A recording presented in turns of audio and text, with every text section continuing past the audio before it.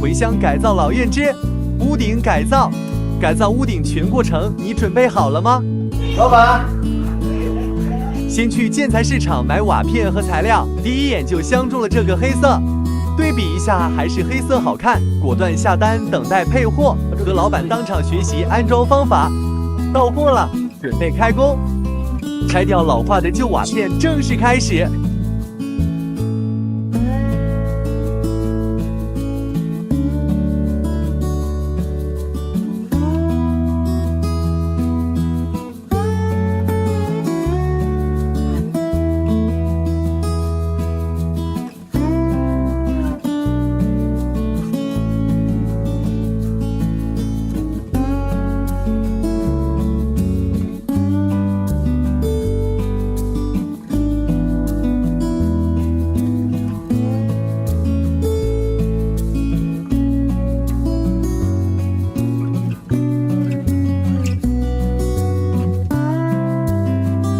用木方加固老化的支撑结构。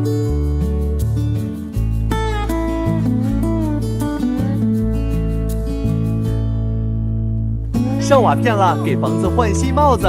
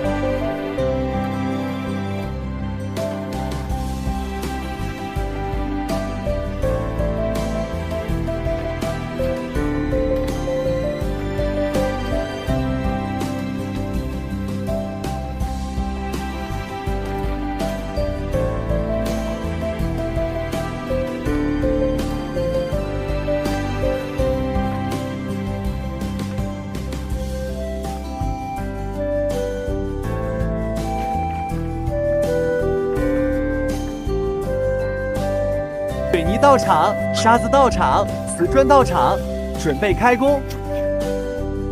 清理地面。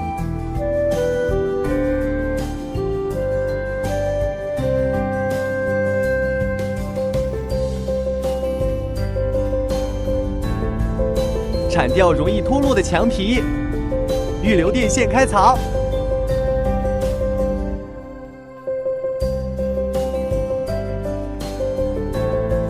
预留电线和位置，水管预埋，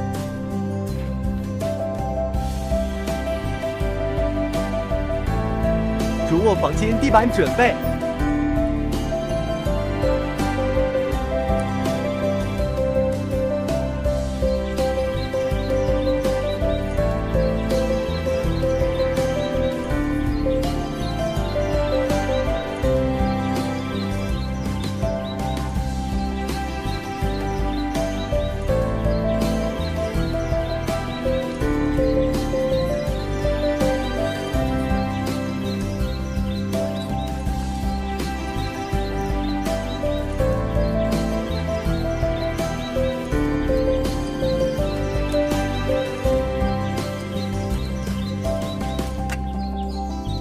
健身房地板开始了，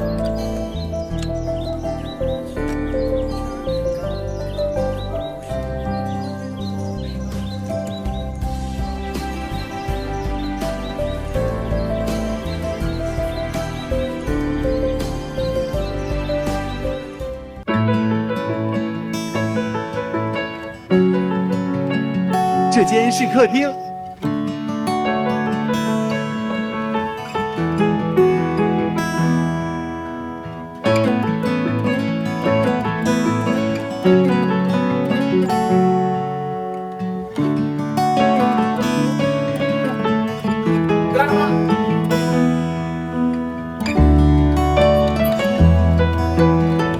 客厅完成了。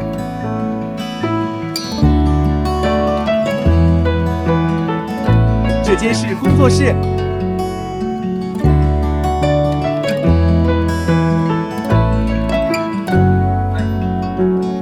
现在是面积最大的厨房。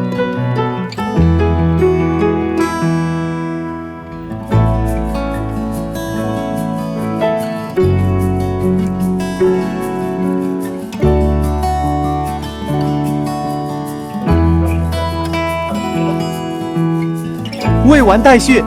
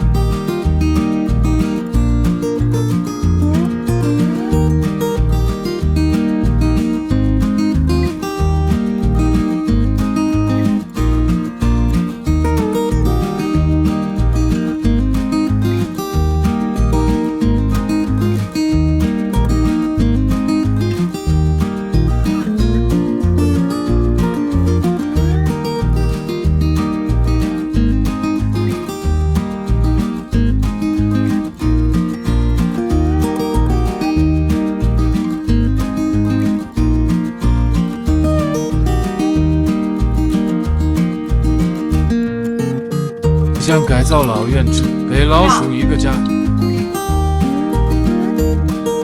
首先给我是老鼠一个家。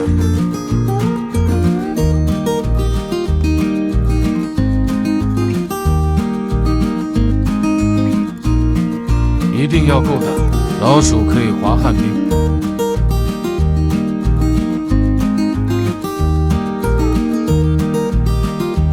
铁丝扎紧点，老鼠可以开 party。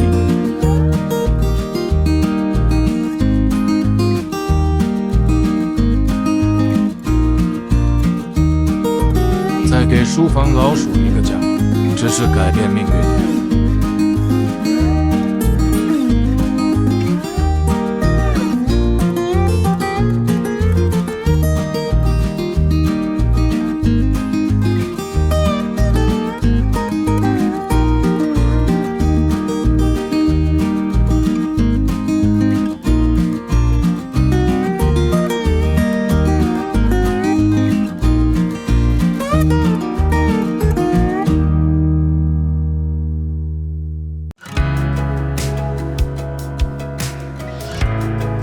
老鼠在厨房一定要有个家，先做个抽油烟机架子，防止呛到老鼠。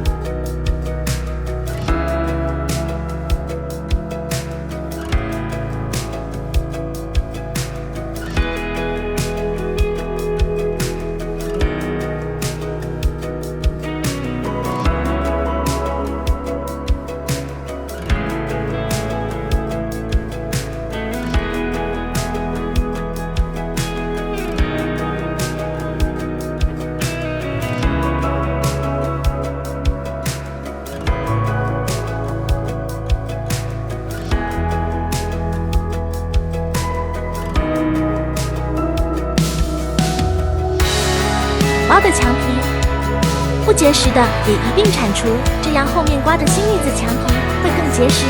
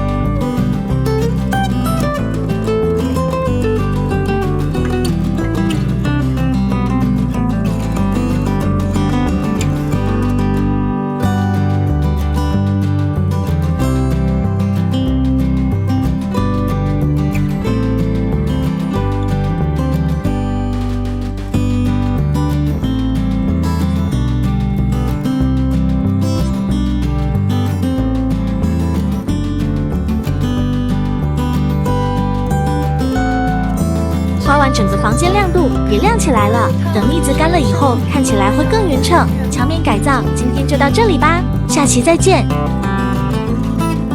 打算花很少的钱改造将近500平的农村老院。今天和爸妈买材料，自己做家具，选了2种喜欢的生态板，一个哑光白色，一个这种有纹路的颜色。买板材一定要买安全认证的绿色板材。开工，今天做个衣柜。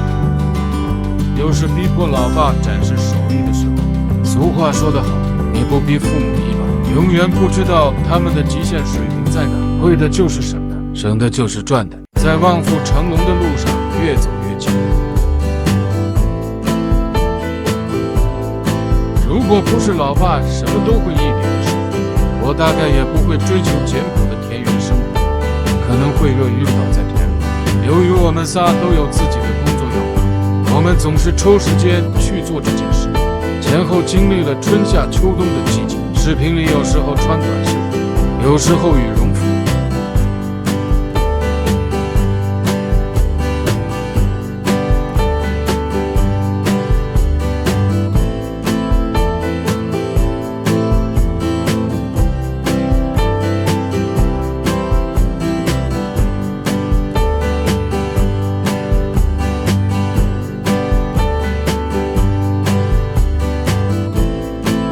衣柜大致的轮廓已经做好，里面没有太多复杂的格斗，上面放被子和不经常穿的衣服，下面裤子衣服我喜欢都挂起来。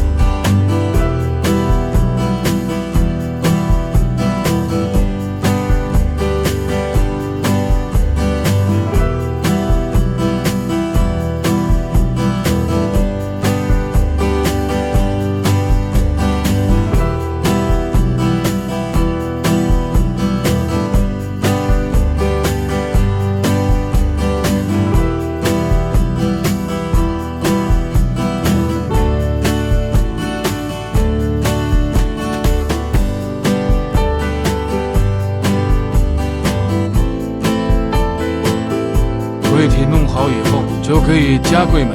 柜门是哑光白色，简约大气，我喜欢。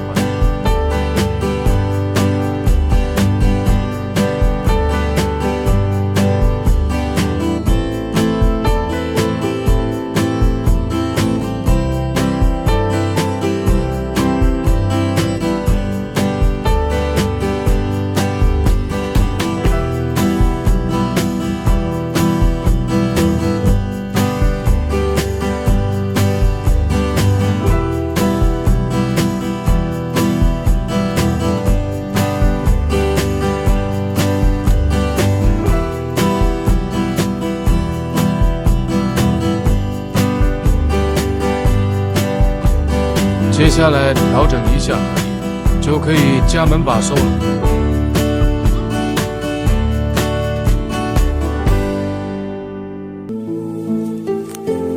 怎么样？这样一个简约大气、现代双拼色的衣柜，是不是看起来也挺简单？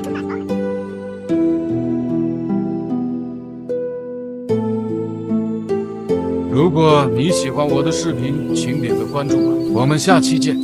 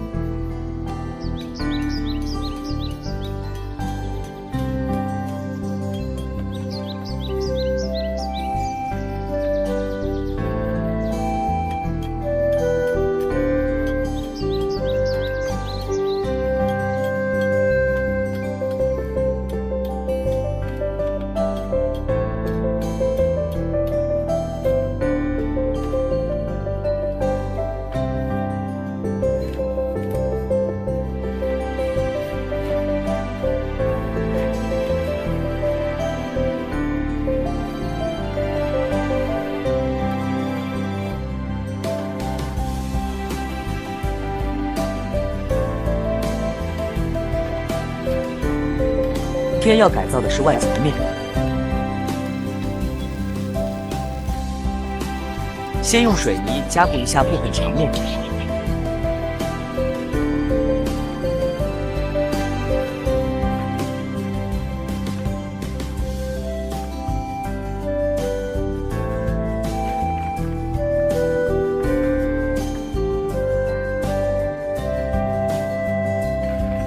接着开始刮腻子。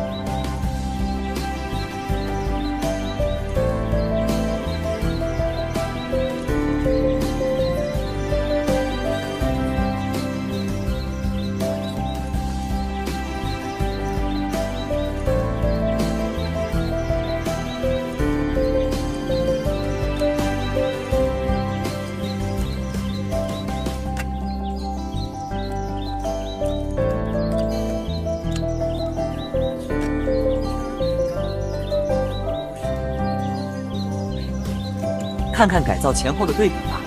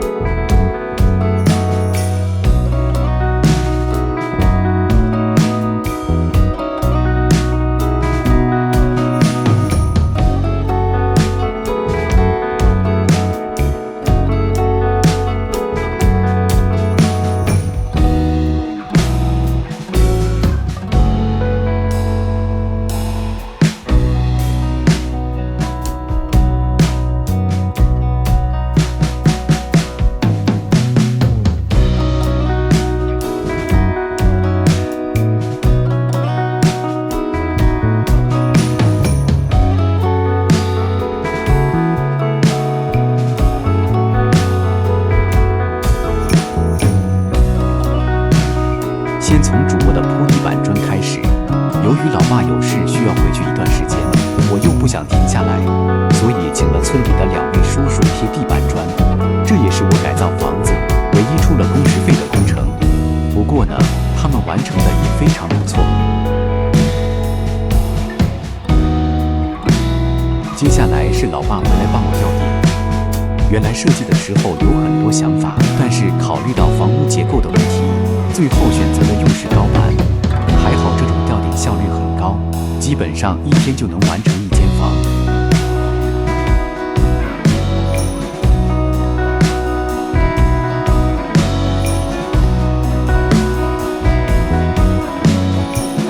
接下来是翻修墙壁。翻修前呢，将原来的墙皮铲掉，然后刮2层腻子。第1遍呢大致修补找平，第2遍处理细节，让墙面更光滑。为了节省，家具也是自己做的，买了2种200左右1张的生态板。即使是卧室门，也是自己做的。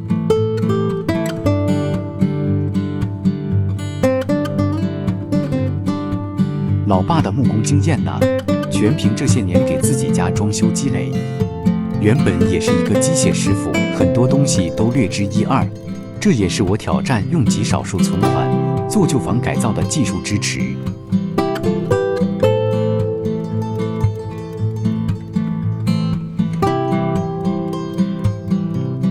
家居的颜色原本做了几个方案的设计，可真正走进材料市场，在预算的价格当中，其实选择是有限的。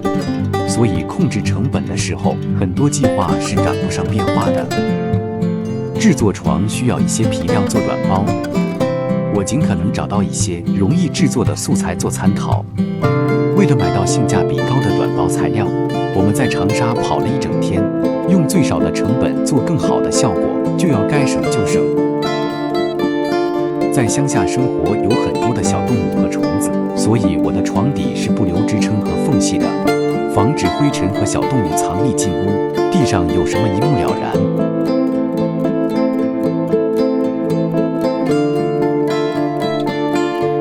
再给床配个床头柜，主卧的家具就算制作完成了。最后到了软装的部分，我为主卧软装准备了这些东西，一部分是自己画的装饰画，一部分是生活物品，还有一些摆件。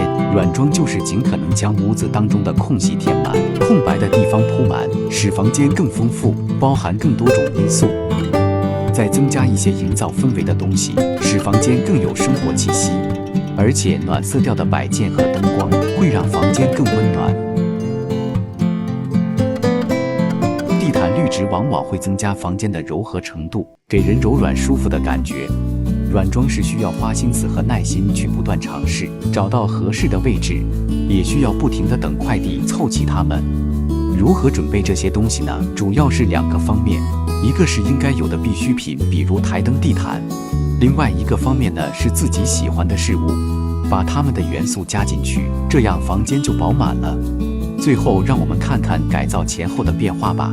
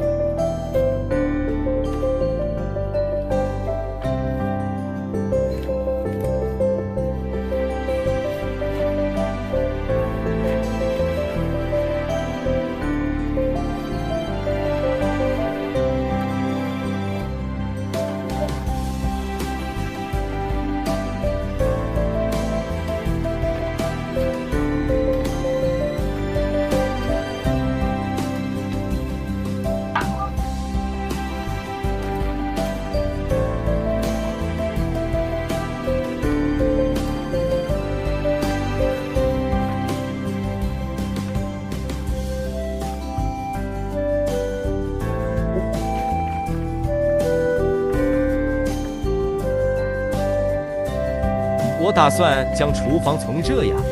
由于我不停的工作，却几乎没攒下什么钱，我开始怀疑是老板给的太少，还是我花钱太厉害。可是上班的时候，除了团建，几乎没有太多社交，到处旅游更是从来没有。于是积攒了太多的疲惫和无奈的我，打算带着我这些年总共5位数的存款，追求田园生活。前面我告诉大家，人工方面可以省很多钱。大多数城市的装修人工费大约在每天300到500之间，人工费用大约是材料费的50%以上。有经验的大家一定知道，5位数改造室内外共460平米的院子是远远不够的。可是囊中羞涩，必须想尽一切办法去解决。当然了，省钱有很多前提，刷墙、吊顶、水电、贴地板砖、做家具，这些活你都得会干，或者说你愿意花时间去边学边做。我比较幸运，老爸老妈这些都会一点。旧墙翻新，第一步水泥加固不牢固的地方，第2步粗略刮一层石膏加腻子，最后一步是用1层腻子找平作为最终墙面。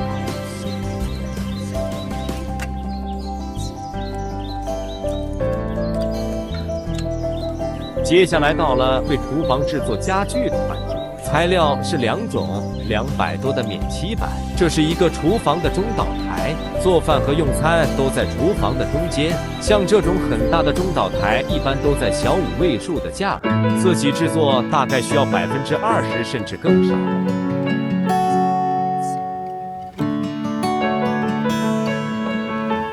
台面一般是比较贵的大理石，为了省钱，用了比较厚的瓷砖代替。餐桌面是加厚的2层免漆板，瓷砖的台面需要开2个大孔，这个是用来安装水槽的。像水槽、水龙头这些5金是省不了的，不要买太贵的就好了。接下来这个孔是用来放燃气灶的。安装完燃气灶，给中岛台装上柜门，就大致完成制作。再处理一下细节就好了。接下来制作酒柜。做了这么多家具，我发现制作家具最重要的是计算尺寸和拼接逻辑。这些都是需要制作前计算精确的，这样采购好板材就可以拼接了。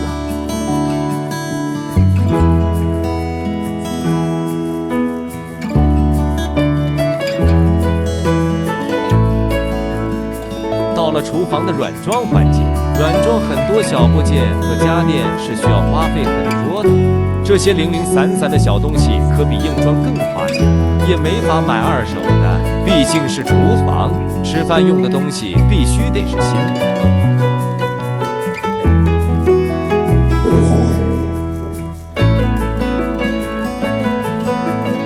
给墙上挂上一点照片更丰富，照片上是房子的历史。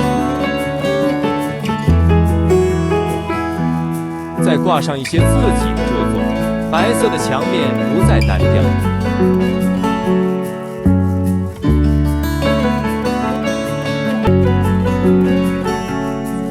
原来的厨具终于有了自己的位置。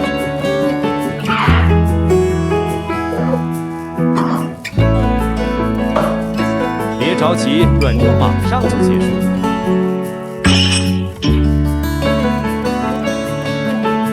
最后的最后，让我们来看看改造前后的变化吧。